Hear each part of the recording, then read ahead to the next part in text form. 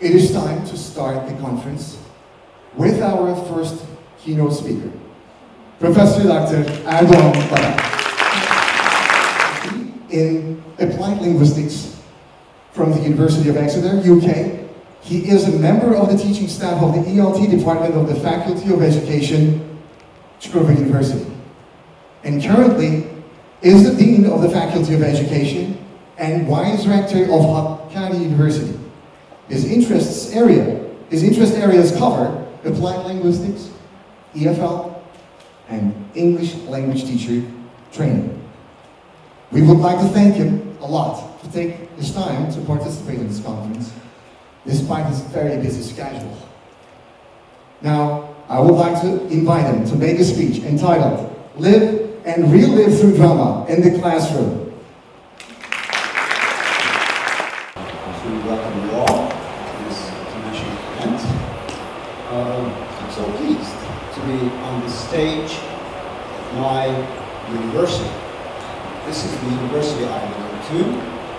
I've been working out of this university for quite a while, but still my heart, body, mind, and soul feel attached to this university.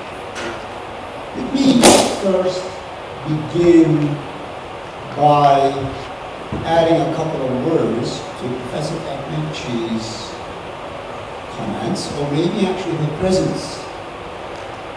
In 1987, when I was a research assistant at this university, we received 3 Core Data IBM compatible computers.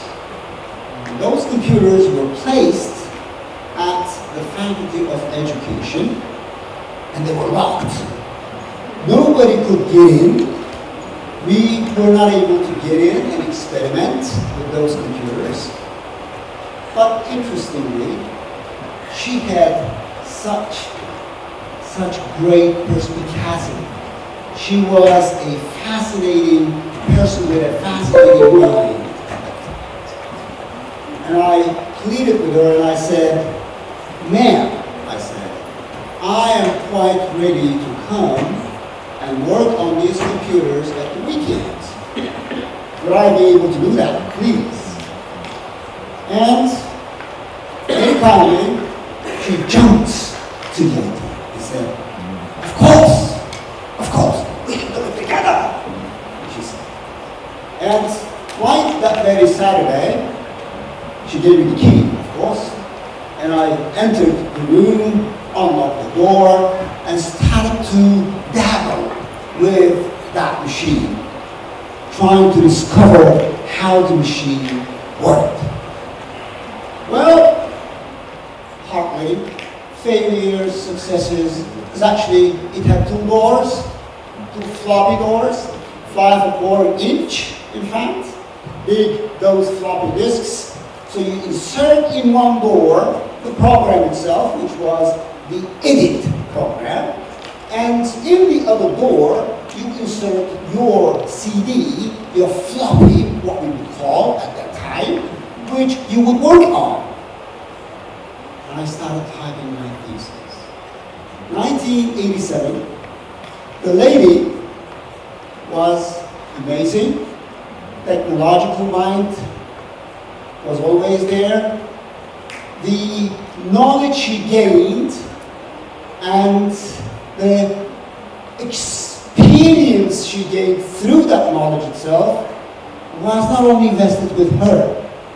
She was very kindly used, and she was very much prepared to use that knowledge not only with the staff themselves, but also with the students. So what she was doing actually was, in fact, directed to the common good. We all so happy and pleased to see such a feisty lady all the time, moving from one place to another, embracing technology in anything that was moving on at that time. She may have looked a little bit frail in that video, but believe me, her mind has always been perspicacious. Her mind was always clear, and she was always ready, as she is at this very moment, using, of course, those YouTube videos, in fact, always ready to carry on with technology. Ladies and gentlemen, wow, this is what it is. Can we get back, please? There we go. So my speech is this. So what is this? These are masks. But these masks represent you and me and our different moods. These moods sometimes are inherent with us.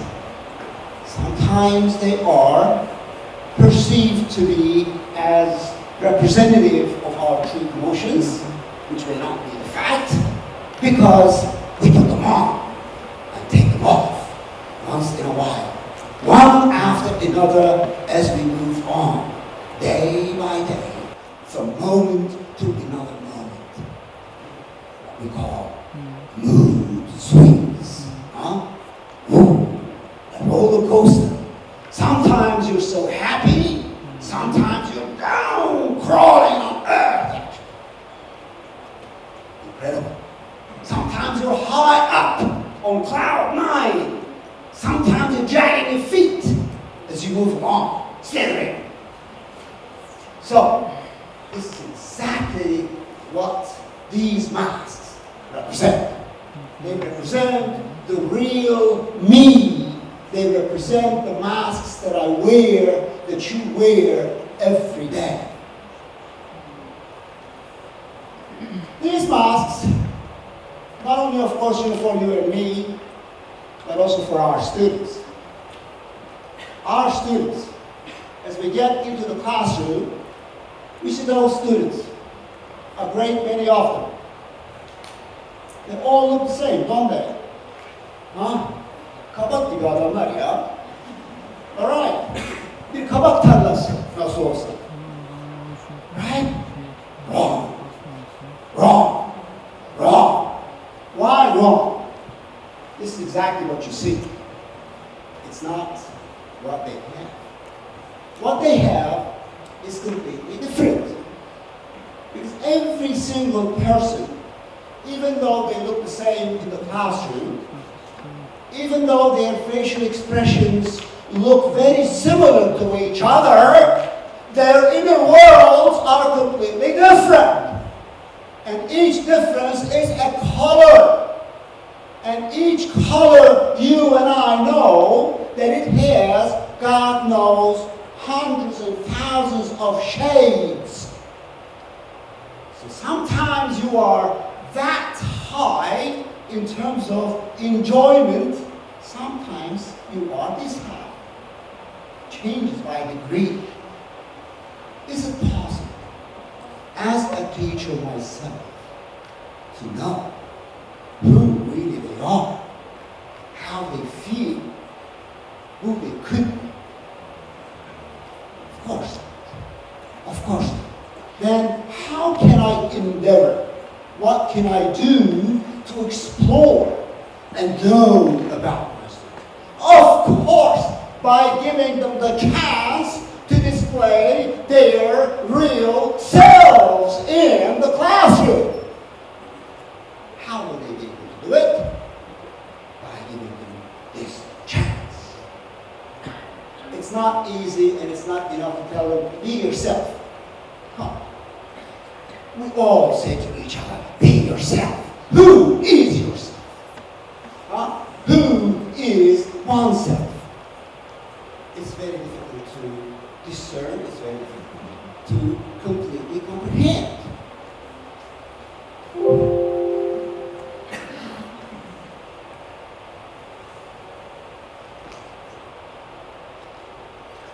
As you can see, these are just a couple of things.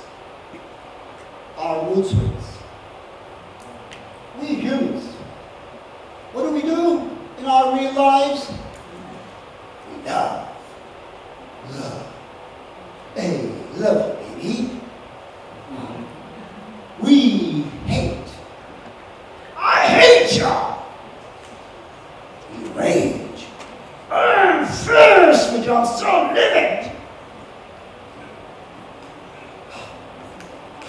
so sorry.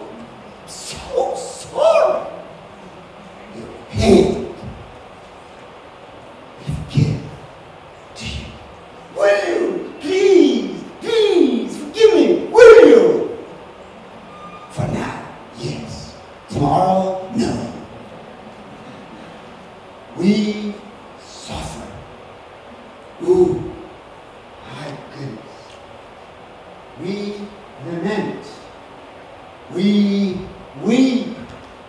We laugh, smile, smirk, begrudge, insult, and bootlick. Huh? Flattery. It's part of our nature, isn't it? It's incredible. Wow, lady, you're the most wonderful today. Wow. Oh, God, you look regal. You look imperial. You're wonderful. Of course you do. You don't really mean it. So, drama is to love. Love for yourself. Love for your brother. Love for your sister. Love for your mother. Love for nature. Love for animals. Love is everywhere. Love is everywhere and anywhere. What is that? Can we truly describe love? I doubt it. I'll tell you what, I don't really think anyone can properly describe love. But I tell you, and I can full-heartedly tell you, that love is desiring, is wanting, and is putting someone else's interests before yours. That's maybe part of it. Elizabeth Browning says, that's how she describes love.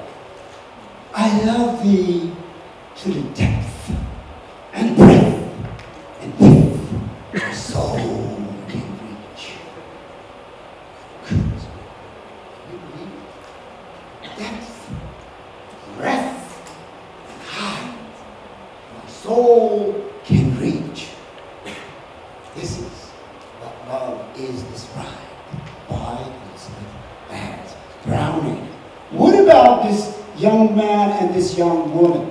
He turns to her and says, actually, the woman says, George, do you love me, honey? Of course. Georgina? George, do you really love me? Of course I do love you, honey. Tell me, George. Tell me, what do you love most about me, George? Oh, Georgina, honey, I love the way you talk. Ah, your voice is so mellifluous. It's dulcet. It's honey. You are my honey bunny. I love your hair. I love the way you talk. I love the way you walk, honey. I love you. Oh, George, you're so kind. Oh, my love, the love of my life, the father of my kids. And all of a sudden, something else happens. What does happen? I hate you! I hate you! How could you ever do this to me and to our kids? Says Georgina to George. Incredible? What is going on? Oh, hi! Hi! Oh, hey! Hey, Joe! How on earth? How on earth now? I worked for so many years just like a servant to you, serving you and our kids. And you son of, did this to me. And to our kids. I'm so sorry. Please, do forgive me. I never, ever meant to hurt you. And your true, pure feelings, honey. I never, ever wanted to do that. Please, I beg you, honey, please do forgive me.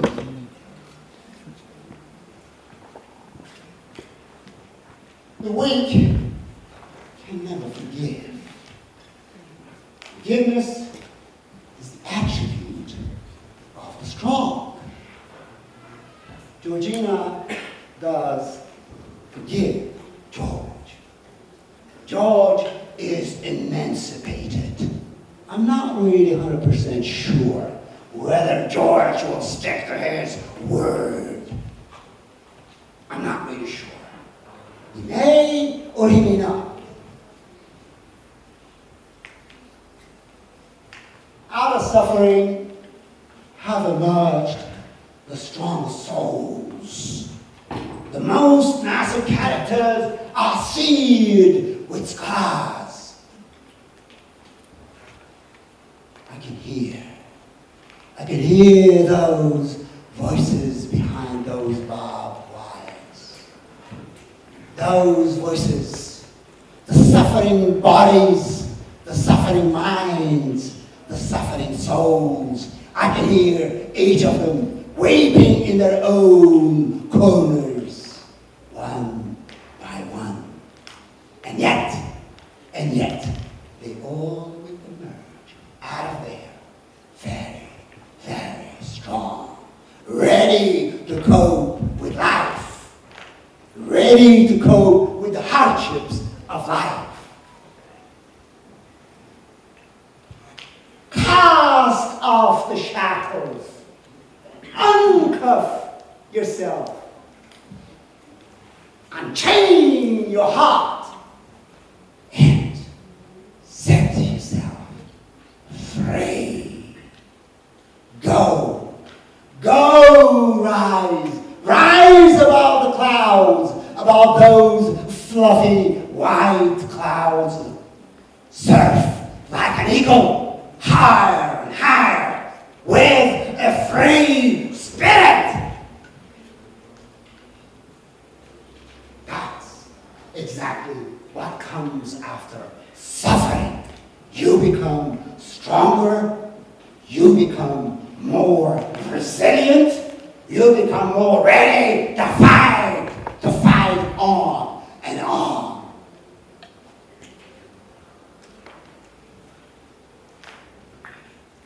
Young lady, I can see these beautiful, crystal clear tears streaming down your cheeks, my lady. All these beautiful crystal tears are sweeping your beautiful cheeks. Let them run, one by one.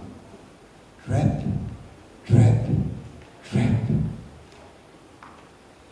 Weep not, some may say. And I say to thee, do weep, young lady, do weep, since those tears are coming from your heart and not from your brain. These tears are here to cleanse your mind, to cleanse your body, to cleanse your soul. My lady, weep, weep, weep, I say to thee.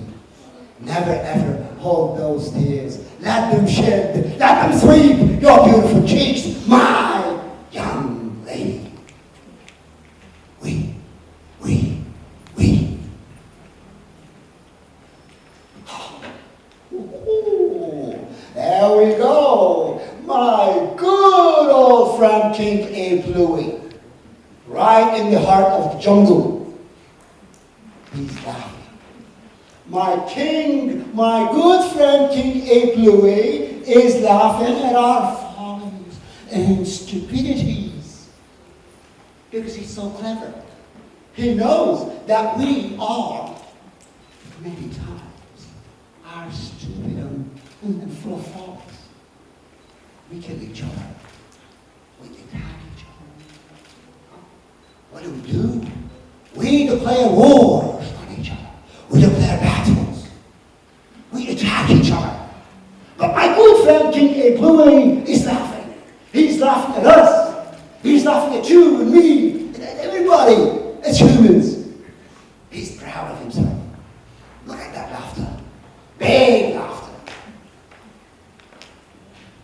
Thank you, my good friend King Ape Louie. A day without a laughter is a day wasted, says Chaplin, of course.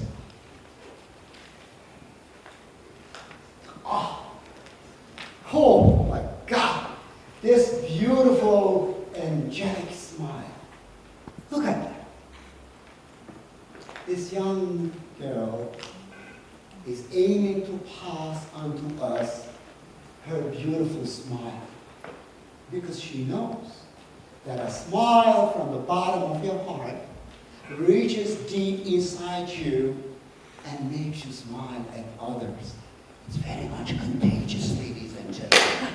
I smile and you smile. You smile and he smiles. Everybody smiles all of a sudden, and we all begin to smile at each other because we know if you smile at someone, you will receive a good smile from another person. Smile, keep smiling, and the world will smile at you. Don't you ever hide a good smile. That smile is so good. Young lady. Whew, this is bad, isn't it? We smirk sometimes. We smirk. Why do we smirk? We poo-poo people's endeavors and good heart behaviors. We poo-poo, we degrade, we belittle someone else's successes. Why do we do this? Why do we do this? We do this because of jealousy. Jealousy is a killing word. Jealousy. We do it because of jealousy. We poo-poo the work, we degrade the work, we belittle the work of someone, we belittle their successes. This is bad. Very, very bad. But still, it's natural. It's you and me. All these are you and me. This is a reflective of reality. This is what we do in our daily lives. I have done it. You have done it. Everybody else did it once in their lives. Why? Because you're a human being. And pardon me, not a vegetable being. This is exactly why we do it. We do it because of jealousy. We do it because we begrudge someone else's success. We do it because we begrudge someone else's possessions. We do it because we begrudge someone else's happiness and joy. We do it because of all these reasons. And yes, you and I all do it.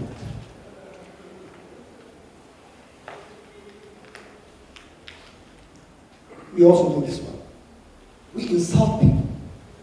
We look down on people. You loser! You good for nothing loser. Huh? You are good for nothing. You understand me? You get me right? You're good for nothing. Loser. No. She's not a loser. I can't become these loser.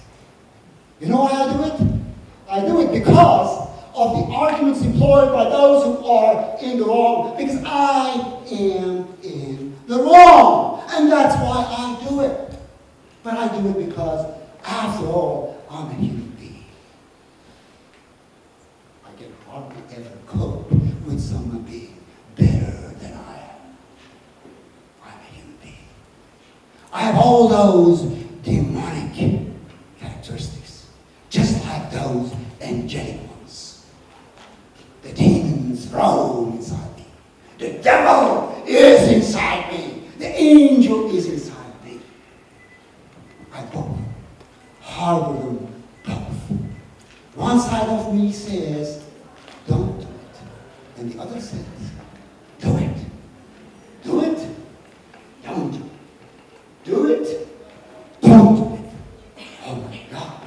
Crossed and caught in the crossfire. What do? Do I do it or do I not do it? Of course. Sometimes I do it. Sometimes I don't do it. Because I'm a human being. So are our students. What do I do with our students? I let them experience all these feelings. Where do I let them experience all these feelings? In the classroom. I let them experience these feelings, and I let them to display these feelings in the classroom. Why? Because I want to see through them. I want to see who my students are, what kind of people they are. Why? Because they become stronger, more powerful if they become themselves. And a powerful individual is a powerful society. You and I know it. A weak, feeble member of that society, sadly, is a feeble, weak society. So, what do? I encourage my students.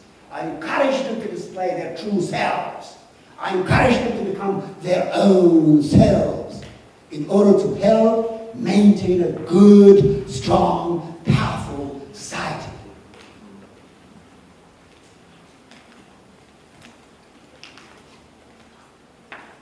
Mirror, mirror on the wall, tell me, who is the fairest of them all? Tell me, mirror. Your Majesty. Of course. Why?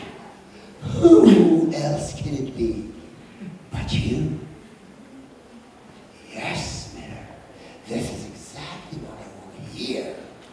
I am the fairest.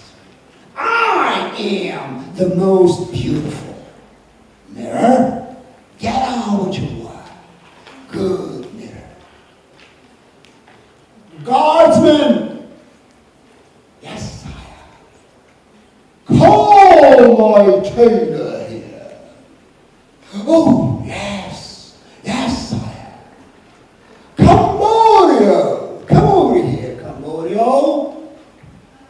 Cambodio, tell me, how do I look in these clothes, Cambodio? Your Majesty, you look as unclothed as the day you were born. What, you insolent man? Say it again and I'll cut your head off. Oh, no. This is not what I meant. This is not what I meant, your sire. This is not what I meant, your Majesty. What I meant is you're clothed in the finest silk of China. Your clothes are so shiny. You look regal. You look royal. You look imperial. You look grand, your Majesty. You're great, your Majesty. Good, Cambodia. This is what I was expecting to hear from you. Now, Cambodia, get on to work.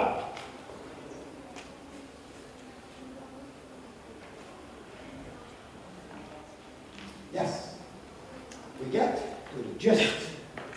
And the gist is, if we in the classroom let our students display themselves, display their true characteristics, they will benefit. Each of them will be enjoying a true and fulfilling life, being each of them as an individual and themselves. And in return, we will be sticking to the great adage, which begins with, know your students. How do I know my students? I know my students naturally, of course, by observing them, by watching them one by one, by letting them display themselves. That's exactly what the aim is, of course. Weary of myself and sick of asking where I'm and what I ought to be at this vessel's prow. I stand alone, which bears me forwards, forwards over the starlit sea. And know that he who finds himself loses his misery, says Arnold. And yes, drama does help us discover our true selves. So please, let us give our students the chance